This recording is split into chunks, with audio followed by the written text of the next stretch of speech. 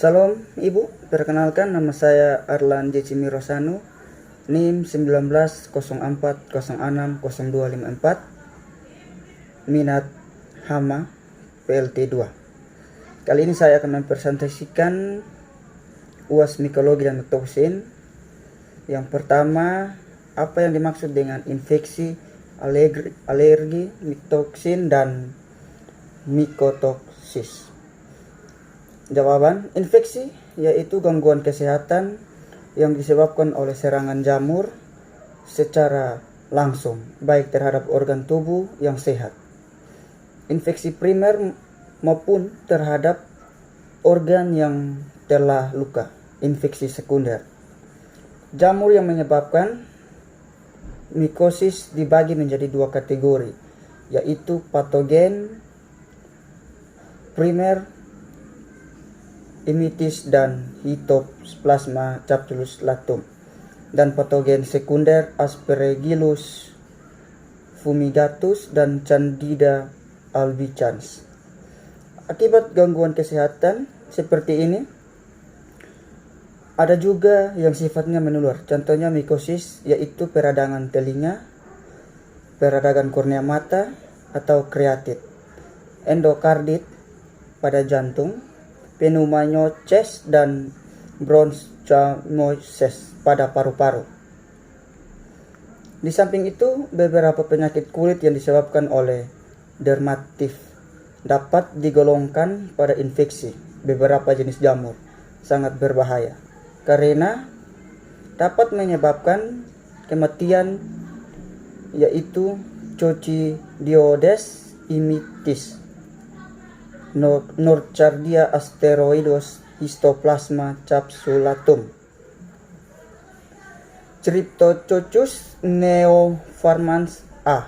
fumigates, Absidia corymbifera, Candida albicans, Blastomyces dermatidis, Brasiliensis sportrix sechenski, dan Cladosporium trichodis.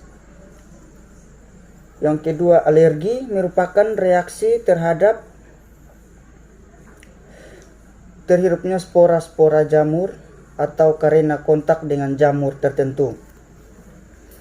Gangguan pada saluran pernapasan, asma dan dermatitis merupakan beberapa contoh alergi jerami makanan ternak yang terkontaminasi oleh Actinomycetes thermophilic, terutama Thermoactinomyces vulgaris atau Micromospora vulgaris dan Micropleospora faini, Thermopleospora polyspora. Pada kadar air di atas 35% dapat menyebabkan alergi saluran pernapasan dan paru-paru. Yang ketiga, miktosikosis. Intoksikasi atau miktokosisis yaitu mengonsumsi makanan yang telah dicemari oleh miktoksin atau dapat dianalogkan seperti keracunan akibat residu pestisida dan logam berat. Gangguan kesehatan oleh miktoksin menular. Gejala miktoksis tergantung pada tipe miktoksin, jumlah dan durasi paparannya, umur kesehatan dan jenis kelamin individu yang terpapar, sifat genetik dan interaksi dengan toksin lainnya. Jumlah manusia yang mengalami mikosis dan miktokosis tidak diketahui secara pasti, meskipun jumlahnya dipercayai lebih rendah dibandingkan dengan jumlah manusia yang terinfeksi oleh bakteri, protosa, dan virus. Namun penyakit yang disebabkan karena jamur menjadi masalah kesehatan yang sangat serius di seluruh dunia. Yang ketiga, miktoksin dapat didefinisikan sebagai senyawa organik beracun yang berasal dari sumber hayati berupa hasil metabolisme sekunder dari jamur. Penanaman miktoksin diambil dari kata Yunani mikes yang berarti jamur dan kata Latin toxikum, yang berarti racun. Mycotoxin merupakan metabolit sekunder yang dihasilkan oleh jamur yang dapat menyebabkan penyakit dan kematian, termasuk pada manusia dari binatang karena aktivitas farmakologinya. Maka beberapa mycotoxin atau derivat mycotoxin telah ditemukan dan digunakan sebagai antibiotik, pemacu pertumbuhan, berbagai macam obat-obatan, dan masih ada banyak lagi yang diimplikasikan sebagai bahan kimia. Jawaban nomor 2. Yang pertama, faktor intrinsik. Sifat jamur toksinogenik mempengaruhi sintesis toksin yang dihasilkan. Contohnya, tidak semua A. Flavus dapat memproduksi aflatoksin atau tidak semua P. Insantium mengintesis islandictoksin. Hal ini sangat penting terutama untuk memperoleh jamur toksinogenik bagi penelitian mycotoxin di laboratorium. Di samping itu, hasil penelitian menunjukkan bahwa kemampuan jamur untuk memproduksi mycotoxin sangat tergantung pada substrat tempat jamur itu tumbuh.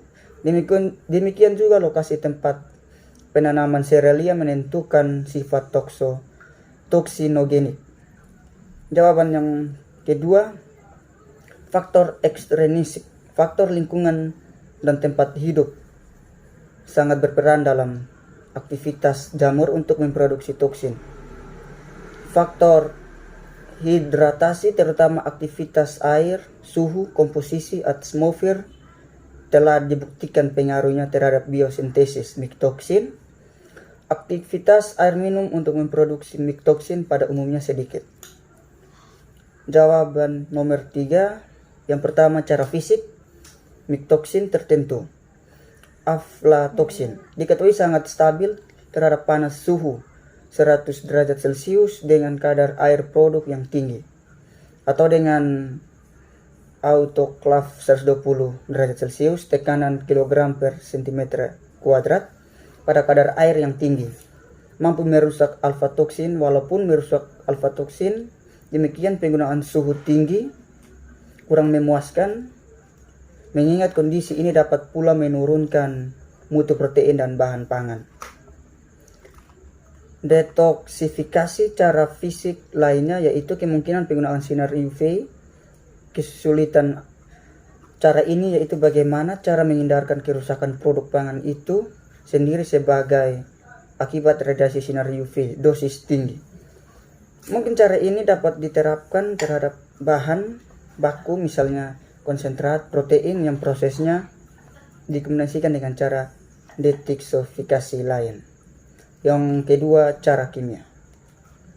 Zat kimia tertentu dapat digunakan untuk menghilangkan daya racun mycotoxin. Senyawa kimia bersifat basa atau metilamin natrium hidroksida, amonium hidroksida, mempunyai daya rusak terhadap aflatoksin yang tinggi dibandingkan dengan yang bersifat asam atau asam laktat. Detoksifikasi secara kimia akan lebih efektif pada kadar air dan suhu yang lebih tinggi. Misalnya, untuk menghilangkan aflatoksin diperlukan amonia dan suhu tinggi secara bersamaan. Yang ketiga, cara biologi.